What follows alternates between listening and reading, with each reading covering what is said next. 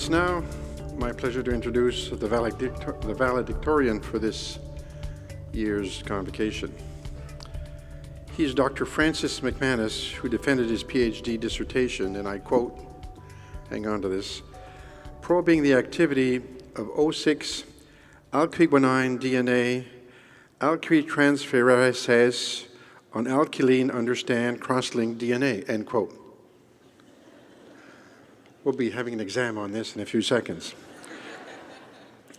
Actually, my prepared notes on this would keep me up here about 10 minutes, dissertating on things I don't understand at all. But I know one thing from having read this thing 5 or 6 times and given up on trying to make it out, that Francis has, if anything, in the great work, frontier work he's done, that he's moved the frontier of science. And for that, he and Concordia are very proud. During his graduate studies, Dr. McManus has been awarded a number of scholarships, including, and I don't read them all here, but I'll give you a few sprinkles of them, the GRASP Recruitment Award, a Frederick Banting and Charles Best Canada Graduate Scholarship, and the Master's Award. Most recently, he was a recipient of a highly competitive NCERC postdoctoral fellowship, and he's currently pursuing research at the Institute for Research on Immunology and Cancer at the Université de Montréal. I cut it short from here, but trust me, this is a very special individual who will do you proud. I'd like to now ask Dr. Francis McManus to give his valedictory address. Francis?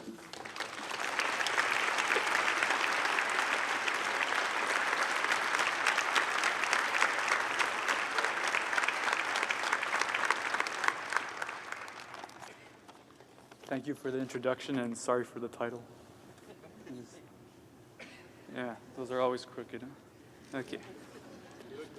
Chancellor Menard, Vice Chairman Amir, President Shepard, Dr. Blais, distinguished guests and participants, fellow students, families, and friends, I'm pleased to address you today on behalf of the graduating students. 8 years ago, I moved here from Quebec City to undertake my studies at Concordia University. On my first day at this university, I can remember waiting for the shuttle bus to take me to Loyola campus from the Sir George campus. I recall feeling anxious on this bus on my way to Loyola, thinking about finding out where my labs and my classes were located. Rather quickly, though, my feelings of angst were replaced as Concordia became a haven to me, with people and challenges that I look forward to every day. The faculty, the staff, and you, my fellow students, all contribute to the supportive atmosphere at this institution that brings out the best in us, and this is something that's special at Concordia University. The direction our lives take is molded, the direction our lives take is molded by decisions we make regarding opportunities we are presented with, events we partake in, and the people we interact with. Indeed, it is important to be surrounded by people and an environment that will nurture us and foster our development so that we can develop to our fullest potential. And Concordia excels in both of these aspects. This institution fosters collaborative work with faculty and staff that are easily accessible and willing to help. There is a strong sense of community and unity instilled amongst us at this institution. And one of Concordia's mottos is real education for the real world.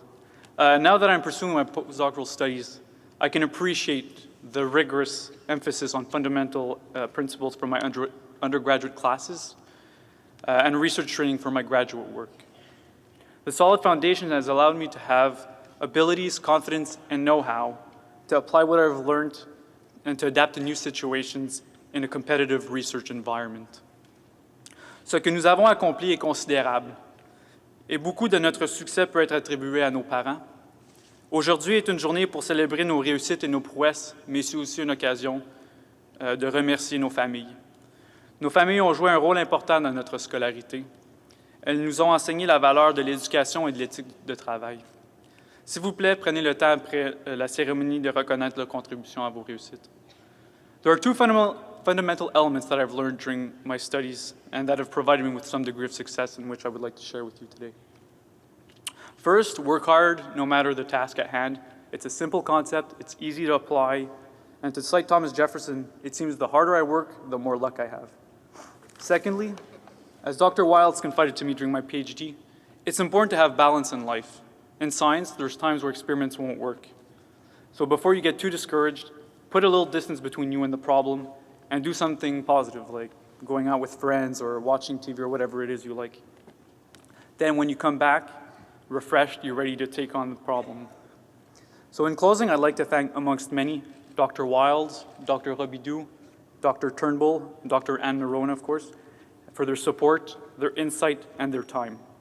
I would like to thank my family, my wife, Christine, my children, Lucy and Noah, my parents, Michel and Gary, and my grandparents, Jean-Robert and Janine Delaurier. And of course, I would like to thank you all for your attention and wish all of you success in your future endeavors. Thank you.